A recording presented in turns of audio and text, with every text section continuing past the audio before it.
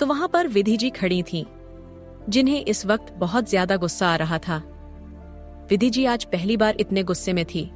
उन्होंने गुस्से में घूर कर मिसेस ग्रेवाल को देखा और बोली, जिसे आप खरीदने की बात कर रही हैं मिसेस ग्रेवाल, वो खड़े खड़े आपके पूरे परिवार को और आपकी कंपनी के साथ आपको भी खरीद सकती है।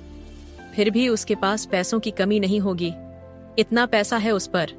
विधि जी के इस तरह से बेइज्जती करने पर मिसेस ग्रेवाल को गुस्सा आ गया और वो चिढ़ते हुए बोली, मिसेस खुराना, आखिर इस लड़की में ऐसा क्या है जो इसके लिए आप अपना पैसा भी बर्बाद करने को तैयार है?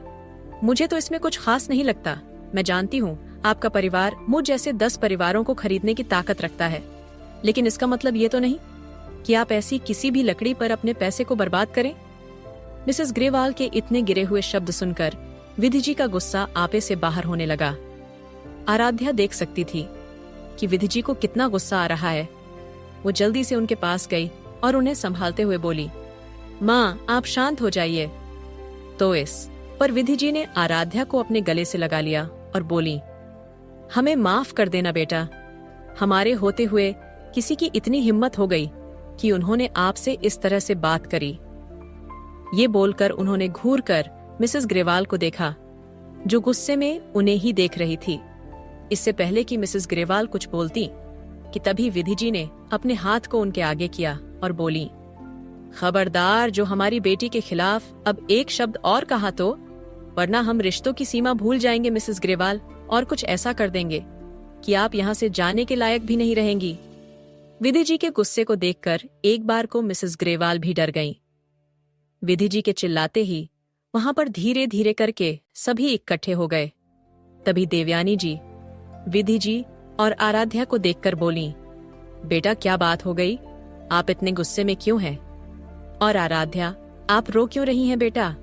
देवयानी जी के पूछने पर विधि जी अभी भी गुस्से में सिर्फ मिसेस ग्रेवाल को ही घूर रही थीं, और वहीं आराध्या रोते हुए उनके गले लगी हुई थी। तभी मिसेस ग्रेवाल बात को संभालने की कोशिश करते हुए बोली, कुछ नहीं माँ जी, वो मैंने तो बस इस लड़की से ऐसे ही पूछ लिया था कि। मिसेस ग्रेवाल ने इतना ही बोला था कि तभी विधि जी बोली, मैंने आपसे पहले ही कहा था मिसेस ग्रेवाल, अपने शब्दों का इस्तेमाल सोच समझकर कीजिएगा। अगर मेरी बेटी के लिए आपने एक भी अपशब्द और बोला तो इसके बाद मैं आपके साथ क्या करूंगी ये मुझे भी नहीं पता। विधि जी की गुस्से भरी बात सुनकर मिसेस ग्रेवाल ने अपने हाथों की मुट्ठियां कस लीं और उन्हें गुस्से में घूर कर देखने लगी। तभी अंजलि जी बीच में आई और बोली, विधि, क्या बात हुई है? तुम मिसेस ग्रेवाल पर इस तरह से गुस्सा क्यों कर रही हो? तुम भूल गई हो क्या? वो श्रेया और युक्ति की होने वाली सास है। अंजलि जी के ये बोलते ही विधि जी ने उन्हें गुस्से में देखा और बोली, जब वो हमारे घर की बेटी की इज्जत नहीं कर सकती तो तुम्हें क्या लगता है कि वो तुम्हारी बेटियों की कभी इज्जत कर पाएगी? विधि जी की बात सुनकर अंजलि जी हैरानी से उन्हें देखने लगीं। तो विधि जी बोली, जो बातें मैंने सुनी है इनके मुंह से, अगर तुमने सुन ली होती तो तुम इस वक्त उनके बेटों से अपनी बेटी का रिश्ता करने से मना कर देती। विधि जी के ये बोलते ही मिसेस ग्रेवाल बोली, मैंने कुछ गलत नहीं कहा है मिसेस खुराना। ना जाने आपको क्यों गलत लग रहा है। इस लड़की में ऐसा है क्या जो आप सब लोग इसको इतना पूछते हैं, इसके लिए इतना करते हैं? मैंने तो बस यही पूछा था इससे कि इसने अमीर घर के लड़के को अपने जाल में कैसे फंसा लिया। इसमें गलत क्या पूछा मैंने? इन जैसी छोटे घर की लड़कियों के काम यही होते हैं। ये अमीर घर के लड़कों को फंसा लेती हैं और उनसे शादी करके फिर वहां पर राज करती हैं। इसमें मैंने गलत ही क्या कहा था? आपको इसमें इतना बुरा क्यों लगा? मिसेस ग्रेवाल के इन शब्दों को सुनकर सब हैरान रह गए और उन्हें गुस्से में घूरकर देखने लगे। इससे पहले कि विधि जी कुछ बोलती कि तभी पीछे से किसी की गुस्से भरी आवाज आई। किसकी इतनी हिम्मत हुई कि वो हमारी बेटी को लेकर ऐसे शब्दों का इस्तेमाल करें? सबने जब पीछे मुड़कर देखा तो वहां पर विक्रम जी गुस्से में खड़े हुए थे। विक्रम जी 1 हफ्ते के लिए दिल्ली गए थे। उनकी कंपनी में कुछ काम आ गया था जिसकी वजह से उन्हें दिल्ली जाना पड़ा, और मिस्टर ग्रेवाल और मिसेस ग्रेवाल विक्रम जी से मिले ही नहीं थे। इसलिए उन्हें पता ही नहीं था कि विक्रम जी का खुराना परिवार से कोई रिश्ता है। मिस्टर ग्रेवाल ने जब विक्रम जी की तरफ देखा तो उनकी आंखें हैरानी से फैल गईं। उन्होंने विक्रम जी के शब्दों पर ध्यान दिया। जो उन्होंने कहा था वो हकलाते हुए बोले, आपके कहने का मतलब है कि तो इस पर विक्रम जी गुस्से में घूर कर मिस्टर ग्रेवाल को देखने लगे और बोले, मिस्टर ग्रेवाल, आपको याद है ना कि आपकी कंपनी मेरी कंपनी के रहम मोकरम पर चल रही है, या फिर भूल गए हैं आप? विक्रम जी के शब्दों को सुनकर मिसेस ग्रेवाल उन्हें अजीब नजरों से देखने लगी। तो इस पर विक्रम जी मिसेस ग्रेवाल को घूरते हुए बोले, और आप, क्या कहा था आपने मेरी बेटी से, जरा फिर से बताएंगी? विक्रम जी के मुंह से ये सुनकर मिसेस ग्रेवाल हैरान रह गईं और वो हैरानी से कभी उन्हें तो कभी आराध्या को देखने लगी। उन्हें लगा कि शायद विक्रम जी अच्छाई के चलते ये बोल रहे हैं कि आराध्या उनकी बेटी है। उन्होंने अपने हाथ में पकड़े हुए चेक को आगे किया और बोली, मिस्टर राजवंश, आप एक ऐसी लड़की को अपनी बेटी कैसे बोल सकते हैं? जरा सोच कर देखिए, ऐसी लड़की किसी की नहीं हो सकती। अरे इनको तो जहां पैसा मिल जाए ये तो वहीं की हो जाती है। अभी रुद्राक्ष जैसा अमीर लड़का फंसा लिया है तो ये रुद्राक्ष के साथ है। अगर कल को इसे रुद्राक्ष से ज्यादा अमीर लड़का मिल जाएगा तो ये उसके साथ हो जाएगी। मैं तो बस ये ब्लैंक चेक देकर इसे बोल रही थी कि इसमें जितने पैसे भरने हैं भर दे और रुद्राक्ष को छोड़कर चली जाए। कम से कम उस बेचारे की जिंदगी तो खराब नहीं होगी ना ऐसी लड़की से शादी करने से। तो बेहतर है ना कि इसे पैसे देकर यहाँ से निकाल दिया जाए। बस मैंने तो रुद्राक्ष के भले के लिए ही सोचा था, लेकिन पता नहीं क्यों मिसेस खुराना को मेरी बात इतनी बुरी लग गई और उन्होंने मुझे गलत समझ लिया। मिसेस ग्रेवाल ने इतना बोला ही था कि तभी उनके गाल पर एक जोरदार चांटा लगा और उनका मुंह एक तरफ को झुक गया। उन्होंने जब गुस्से में मुड़कर उस तरफ देखा जिसने उन्हें छांटा मारा था तो सामने मिस्टर ग्रेवाल खड़े थे और वो गुस्से में मिसेस ग्रेवाल को घूर कर देखा और बोले, इतनी गिरी हुई बात करते हुए तुम्हें शर्म नहीं आई? क्या सोचकर तुमने ये सब बोला? तुम जानती भी हो कि तुमने किसकी बेटी को लेकर ये शब्द बोले हैं। मिस्टर ग्रेवाल के ये बोलते ही मिसेस ग्रेवाल बोली, आपने इस 2 कौड़ी की लड़की के लिए मुझे थप्पड़ मारा। अरे इसकी कोई औकात नहीं है। उन्होंने इतना कहा ही था कि तभी विक्रम जी दहाड़ते हुए बोले, वो लड़की मेरी बेटी आराध्या राजवंश है, मेरी अपनी बेटी, मेरा अपना खून है। वो विक्रम राजवंश की बेटी आराध्या राजवंश है वो जिसकी तुम बेइज्जती कर रही हो। विक्रम जी के दहाड़ने से मिसेस ग्रेवाल डर गईं और वो हैरानी से उन्हें देखने लगीं। उन्हें तो यकीन ही नहीं हो रहा था कि जिस लड़की को वो एक मामूली लड़की समझ के अपने पैरों के नीचे रौंदने की सोच रही थीं, वो इतने बड़े आदमी की बेटी होगी। विक्रम जी ने मिसेस ग्रेवाल को घूर कर देखा और बोले, जिसे तुम पैसे देकर खरीदने की बात कर रही हो वो तुम जैसों को 10 बार खरीद सकती है, इतना पैसा है उस पर। उनके शब्दों को सुनकर मिसेस ग्रेवाल के दिल में दर्द उठने लगा। वो तो हैरानी से बस विक्रम जी की बातें सुन रही थीं और यही सोच रही थीं कि उन्होंने खुद अपने पैरों पर कुल्हाड़ी क्यों मार ली।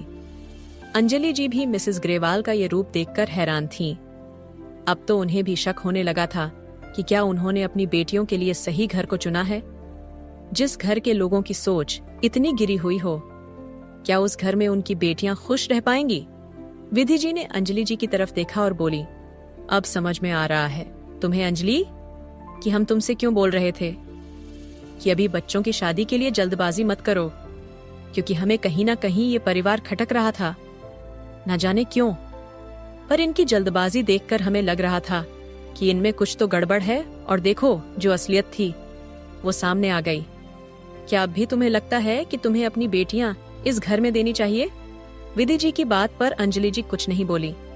तभी किसी ने कहा, इससे भी ज्यादा और भी कुछ है माँ, सिर्फ यही नहीं है। जब सबने उस तरफ देखा तो सामने मिहिर खड़ा हुआ था और मिहिर के साथ में रुद्राक्ष, अर्जुन, शेरा और युवराज भी थे। मिहिर की बात सुनकर विधि जी बोली, क्या बात है बेटा, बताओ। तो इस पर मिहिर बोला, उसके लिए आप सबको हॉल में आना होगा। थोड़ी देर बाद सब हॉल में थे। तभी मिहिर ने आराध्या की तरफ देखकर कहा, आराध्या, तुम्हें याद है कल मैंने तुम्हें एक पेन ड्राइव दी थी संभाल के रखने को? तो इस पर आराध्या ने हाँ में सिर हिला दिया।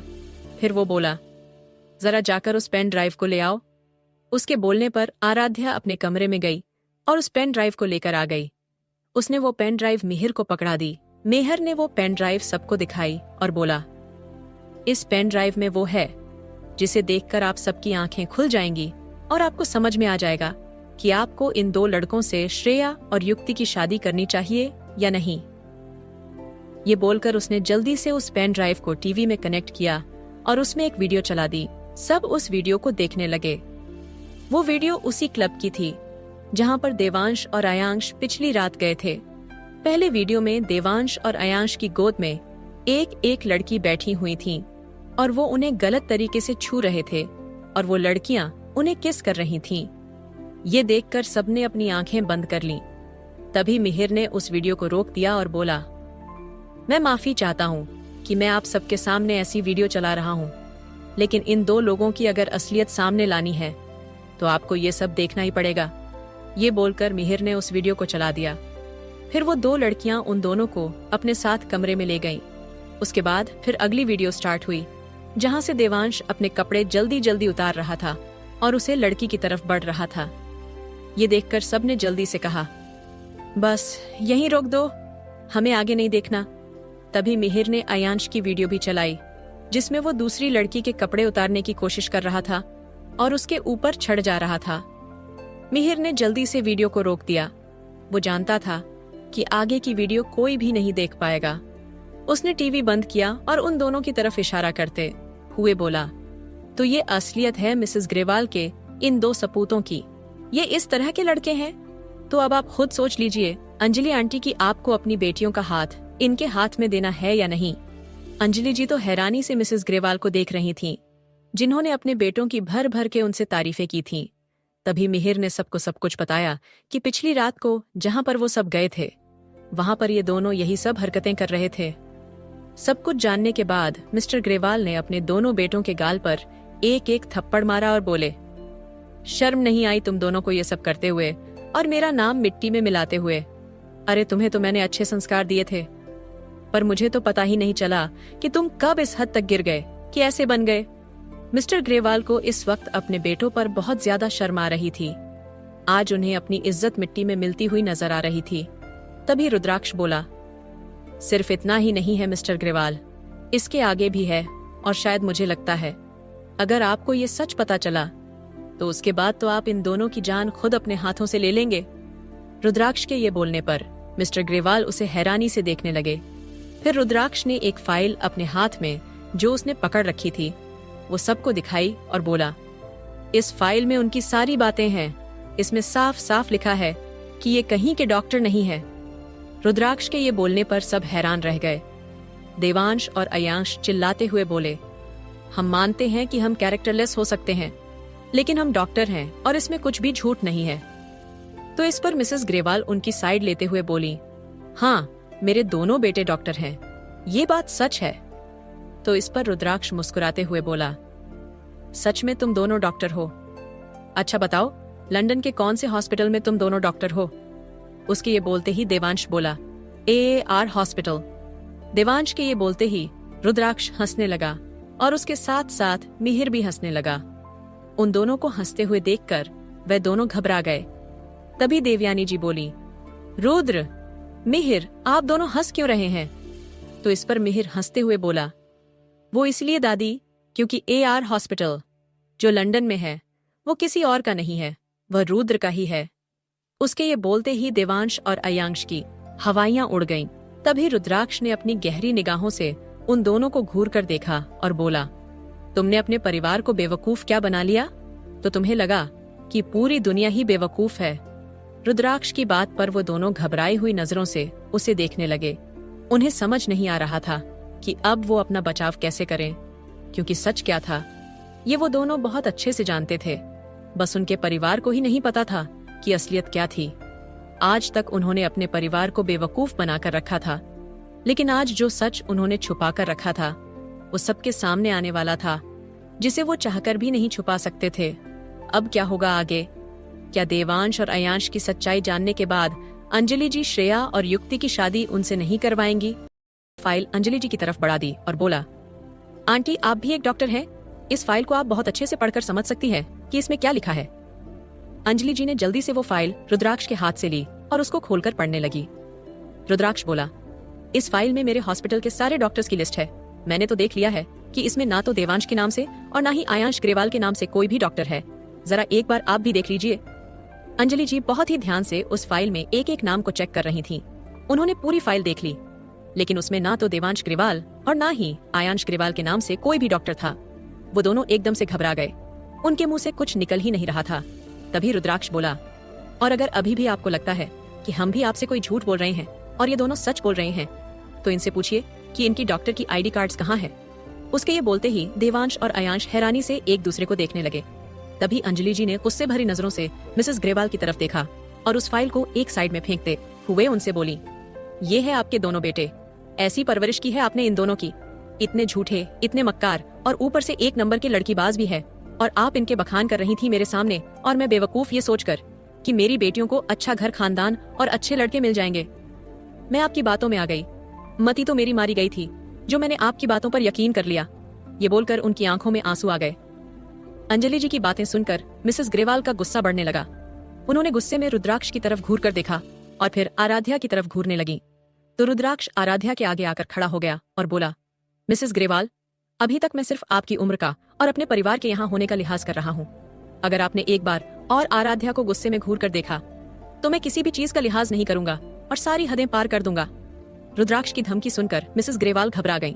उन्होंने खुद को संभाला और फिर अंजलि जी की तरफ देखकर बोली, देखिए अंजलि जी, आप भी एक लड़की की माँ है और मैं भी एक लड़की की माँ हूँ, और इस नाते हम दोनों ही समझ सकते हैं कि अगर बेटी के लिए रिश्ता आए और बिना रिश्ता पक्का किए ही लड़के वाले दहलीज से वापस लौट जाए तो ये बेटी के चरित्र के लिए कितना गलत होता है। मिसेस ग्रेवाल की इस बात को सुनकर विधि जी को गुस्सा आ गया और वो गुस्से में चिल्लाते हुए बोली, जुबान संभाल के बात कीजिए मिसेस ग्रेवाल। हमारी बेटियों के चरित्र में कोई कमी नहीं है। वो आपके निकम्मे और गिरे हुए बेटों से तो लाख गुना बेहतर है। विधि जी के चिल्लाने से मिसेस ग्रेवाल बोली, आपके चिल्लाने से कोई फर्क नहीं पड़ता है विधि जी। दुनिया तो वही मानेगी ना जो उन्हें बताया जाएगा। उनके शब्द सुनकर अंजलि जी हैरानी से उन्हें देखने लगी। तो मिसेस ग्रेवाल बोली, देखिए अंजलि जी, विधि जी तो इसलिए बोल रही हैं क्योंकि वो दोनों तो उनकी बेटी है भी नहीं, तो उन्हें क्या फर्क पड़ता है कि आपकी बेटियों के साथ कुछ भी हो। अब जरा सोच कर देखिए, अगर हम इस तरह से बिना रिश्ता पक्का किए आपकी दहलीज से लौट कर चले गए तो आपकी बेटियों की कितनी बदनामी होगी। अरे कोई रिश्ता भी लेकर नहीं आएगा फिर आपकी बेटियों के लिए, ये सोचकर कि जरूर इन दोनों में ही कोई कमी होगी जिसकी वजह से इतने अच्छे घर का रिश्ता भी लौट गया। मिसेस ग्रेवाल की बात सुनकर अंजलि जी ने उन्हें गुस्से में घूर कर देखा और बोली, खबरदार जो अपने मुंह से इतनी गलत बातें मेरी बेटियों के लिए निकाली तो और मैं विधि के अपनी बेटियों के प्यार पर कभी शक नहीं कर सकती। मेरी बच्चियां मेरे से ज्यादा विधि के साथ रही हैं और वो मेरी बच्चियों को अपने बच्चों की तरह प्यार करती है। ये मैं बहुत अच्छे से जानती हूँ। तो मुझे आपसे तो जानने की जरूरत नहीं है कि विधि मेरे बच्चों से कितना प्यार करती है। और रही बात आपके इन दोनों निकम्मे और गिरे हुए बेटों की, तो मैं अपनी बेटियों को घर में बिठाना मंजूर करूंगी, लेकिन आपके ऐसे नालायक लड़कों से उनकी शादी कराना नहीं। अंजलि जी के बेइज्जती करने पर मिसेस ग्रेवाल को गुस्सा आने लगा। तभी मिस्टर ग्रेवाल ने उनका हाथ पकड़ा और उन्हें अपनी तरफ मोड़ते हुए बोले, बस कर दो, तुम्हारे बेटों ने पहले ही कोई कमी नहीं छोड़ी है हमारी इज्जत को मिट्टी में मिलाने में, और तुम हमारी रही सही इज्जत को भी खत्म करने पर क्यों तुली हुई हो। तो इस पर मिसेस ग्रेवाल ने उनसे अपना हाथ छुड़वाया और बोली, आप मुझे बात करने दीजिए। फिर मिसेस ग्रेवाल ने अंजलि जी की तरफ देखा और बोली, ठीक है, हम यहाँ से आज अपना रिश्ता लौटा कर ले जाते हैं, फिर मैं भी देखती हूँ कि आपकी इन दोनों बेटियों से कौन शादी करेगा। मैंने भी अगर पूरे समाज में आपकी इन दोनों बेटियों को बदनाम ना किया तो मेरा नाम भी शांति ग्रेवाल नहीं। ये बोलकर वो गुस्से में अंजलि जी को घूरने लगी। तो इस पर अंजलि जी बोली, मेरी बेटियां तुम जैसी औरत की मोहताज नहीं है, यहाँ से निकलो और अपने नालायक लड़कों को भी लेकर जाओ, इससे पहले कि मैं कुछ कर दूं। तभी मिस्टर ग्रेवाल ने अपनी बीवी का हाथ पकड़ा और उन्हें घसीटते हुए वहां से ले जाते हुए बोले, चलो यहाँ से, इससे पहले कि तुम अब हमें पूरी तरह से बर्बाद करवा दो। मिस्टर ग्रेवाल अपनी बीवी को लेकर और अपने बच्चों को लेकर वहां से जाने लगे। इतने में रुद्राक्ष बोला, मिस्टर ग्रेवाल जरा सुनते जाइए। उसके रोकने पर मिस्टर ग्रेवाल ने पीछे मुड़कर देखा तो रुद्राक्ष बोला, देखिए, मैं नहीं चाहता था कि आपके साथ इतना बुरा हो, लेकिन आपकी बीवी ने ये रास्ता खुद चुना है। उसके ये बोलने पर मिस्टर ग्रेवाल उसे अजीब नजरों से देखने लगे। तभी उनका फोन बजा। उन्होंने फोन उठाकर अपने कान पर लगाया। दूसरी तरफ से कुछ कहा गया, जिसे सुनकर वो फटी हुई आंखों से रुद्राक्ष को देखने लगे। मिसेस ग्रेवाल ने जब उनकी ऐसी हालत देखी तो उन्हें हिलाते हुए बोली, क्या हो गया, किसका फोन है। तो इस पर मिस्टर ग्रेवाल ने फोन को अपने कान से हटाया और उसी तरह से बोले, सब कुछ बर्बाद हो गया, सब कुछ खत्म हो गया, अब हमारे पास कुछ भी नहीं रहा। उनके ये बोलते ही मिसेस ग्रेवाल हैरानी से उन्हें देखने लगी। तभी रुद्राक्ष बोला, मैंने कहा था ना मिस्टर ग्रेवाल, मैं तो आप लोगों को ऐसे ही जाने देने वाला था। ज्यादा से ज्यादा मैं आपके इन दो नालायक लड़कों की असलियत आपके सामने लाता और श्रेया और युक्ति से इन दोनों का पीछा छुड़ाता, बस। लेकिन आपकी बीवी ने मेरी आराध्या पर इल्जाम लगाया, उसे नीचा दिखाने की कोशिश की, उसका दाम लगाया और उससे उसकी कीमत पूछी। ये सब करके आपकी बीवी ने बहुत बड़ी गलती कर दी, जिसकी कोई भी माफी नहीं है। रुद्राक्ष के ये बोलने पर मिसेस ग्रेवाल उसे घबराई हुई नजरों से देखने लगी। फिर रुद्राक्ष बोला, अब कैसे दिखाएंगी आप अपने पैसों की गर्मी मिसेस ग्रेवाल? रुद्राक्ष की कड़वी बातें मिसेस ग्रेवाल बर्दाश्त नहीं कर पाईं और जोर जोर से चिल्लाने लगी, रुद्राक्ष खुराना, मैं तुम्हें और तुम्हारे परिवार को देख लूंगी। तुमने ये बिल्कुल भी अच्छा नहीं किया। याद रखना, मैं तुम में से किसी को माफ नहीं करूंगी। एक दिन मैं तुम सबसे बदला लेकर रहूंगी। वो चिल्लाती रही, लेकिन रुद्राक्ष के बॉडीगार्ड्स ने उसे और उसके पूरे परिवार को वहां से निकालकर बाहर खड़ा कर दिया। उन सब के वहां से जाने के बाद अंजलि जी, जो अपने सिर पर हाथ रखे हुए रो रही थीं, वो खुद से ही बोली, ये क्या कर दिया मैंने? अपनी बेटियों के अच्छे भविष्य को बनाने के चक्कर में मैंने तो उनका भविष्य और भी ज्यादा खराब कर दिया। ये बोलकर वो अपने सिर पर हाथ रखकर रोने लगी। उन्हें इतना परेशान देखकर विधि जी उनके पास बैठी और उन्हें संभालते हुए बोली, कुछ नहीं हुआ है अंजलि, सब कुछ ठीक है, तुम परेशान मत हो। हमें तो भगवान का शुक्र मनाना चाहिए कि हमें वक्त रहते सब कुछ पता चल गया। जरा सोच कर देखो, अगर हमारी बेटियों की शादी के बाद हमें ये सब पता चलता, तब हम क्या करते? तब तो हमारे हाथ में कुछ भी नहीं होता। वो तो शुक्र है भगवान का कि सब कुछ सही रहा और सही वक्त पर हमें सब कुछ पता चल गया। विधि जी अंजलि जी को संभाल रही थीं कि तभी देवयानी जी उनके पास आई और बोली, अंजलि बेटा, वैसे अगर आपको कोई परेशानी ना हो तो हमारी श्रेया और युक्ति के लिए हमारे पास दो बहुत ही अच्छे और समझदार लड़के हैं, जो जिंदगी भर उनका साथ निभाएंगे। देवयानी जी के ये बोलने पर अंजलि जी उन्हें देखने लगी और बोली, माँ जी, मेरा तो अब भरोसा उठ गया है दुनिया से। जब इतना कुछ जानने के बाद भी ऐसे लोगों ने मुझे धोखा दे दिया, तो मैं किसी और पर कैसे भरोसा कर सकती हूँ? उनके ये बोलने पर देवयानी जी ने शेरा और युवराज को अपने पास बुलाया और उनका हाथ पकड़कर अंजलि जी की तरफ देखकर बोली, लेकिन आप इन दोनों पर तो भरोसा कर सकती हैं अंजलि। उन्होंने जब सिर उठाकर देखा तो उनके सामने शेरा और युवराज खड़े थे। शेरा और युवराज को सामने देखकर अंजलि जी ने देवयानी जी की तरफ देखा तो देवयानी जी बोली, ये हमारे पोते हैं अंजलि, इस घर के बेटे हैं और हम इन दोनों से बहुत प्यार करते हैं और हम चाहते हैं कि हमारे शेरा और युवराज की शादी आपकी श्रेया और युक्ति से हो। उनके ये बोलने पर अंजलि जी बोली, पर माँ जी, अंजलि जी ने इतना कहा ही था कि तभी रुद्राक्ष बोला, ये चारों एक दूसरे से प्यार करते हैं आंटी। उसके ये बोलने पर अंजलि जी कभी हैरानी से शेरा और युवराज को देखती तो कभी श्रेया और युक्ति को।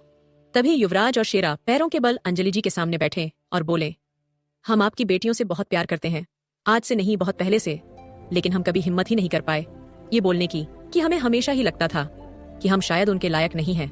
इसलिए हमने कभी ना तो उन्हें बताने की हिम्मत की और ना ही किसी और से बोल पाए। लेकिन आज जब हमने अपने प्यार को खुद से दूर होते हुए देखा, तब हमें महसूस हुआ कि हम शायद हमेशा हमेशा के लिए अपने प्यार को खो देंगे। तो हमने ये फैसला किया कि क्यों ना हम एक कोशिश करके देखें। तभी शेरा ने अंजलि जी का हाथ पकड़ा और बोला, मैं श्रेया से बहुत प्यार करता हूँ आंटी, मैं उसके बिना जी नहीं सकता। हाँ, मैं जानता हूँ कि मैं शायद आपके परिवार के लायक नहीं हूँ, लेकिन मैं आपसे वादा करता हूँ, अगर आप श्रेया का हाथ मेरे हाथ में देंगी तो मैं जिंदगी भर उसे खुश रखूंगा, उसे कभी भी किसी भी चीज की कमी नहीं होने दूंगा। वहीं युवराज ने अंजलि जी का दूसरा हाथ पकड़ा और बोला, मैं युक्ति से बहुत प्यार करता हूँ आंटी, मैं उसके लिए कुछ भी कर सकता हूँ। उसकी हर खुशी के लिए मैं खुद को भी कुर्बान कर लगा सकता हूँ। शायद मेरा स्टेटस उतना नहीं है जितना आपको अपनी बेटी के लिए चाहिए हो, लेकिन मेरा प्यार उससे भी कई ज्यादा है जितना आप अपनी बेटी के लिए चाहती हैं। ये बोलकर उन दोनों ने अंजलि जी के हाथ को अपने माथे से लगा लिया। वहीं श्रेया और युक्ति भरी हुई आंखों से बहुत ही उम्मीद के साथ अंजलि जी को देख रही थीं। अंजलि जी ने उन दोनों को देखा तो उन्हें उनकी नजरों में वो खुशी नजर आ रही थी जो वो पिछले 2 दिनों से उनकी आंखों में ढूंढने की कोशिश कर रही थी। उन्हें समझ आ गया था कि उनकी बेटियों की खुशी किसमें है। उन्होंने एक नजर विनय जी की तरफ देखा, जिन्होंने मुस्कुराते हुए अपनी पलकें झपका दी।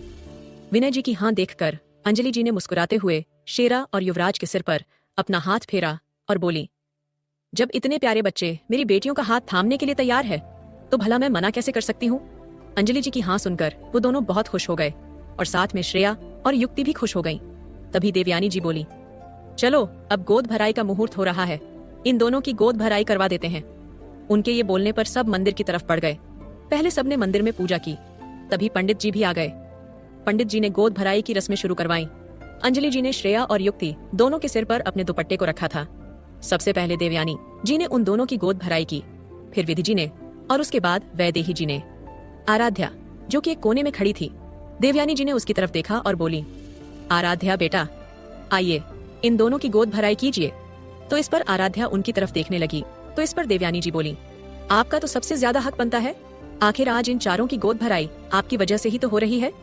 उनके ये बोलने पर सब उन्हें देखने लगे तो देवयानी जी मुस्कुराते हुए बोली, आराध्या ने ही हमें बताया था कि ये चारों एक दूसरे से प्यार करते हैं। देवयानी जी की बात सुनकर सबने आराध्या की तरफ देखा तो आराध्या बोली, दादी हम बहुत खुश हैं इनके लिए, लेकिन ये सब। तो इस पर देवयानी की बोली, अब आप हमारे घर की होने वाली बड़ी बहू है, उस नाते आप इन दोनों की जेठानी भी तो लगी ना। चलिए आपको भी गोद भराई करनी है। उनके ये बोलने पर आराध्या मुस्कुराते हुए आगे आई और फिर उसने भी उन दोनों की गोद भराई की। गोद भराई होने के बाद सबने खूब नाच गाना किया। ये सब होते होते शाम हो गई। तभी देवयानी जी ने लगे हाथ पंडित जी से रुद्राक्ष, आराध्या और सांझ और अर्जुन की शादी की डेट भी निकलवा ली। जहां अर्जुन और सांझ की शादी की डेट 20 दिन बाद की थी, वहीं रुद्राक्ष और आराध्या की 1 महीने बाद की।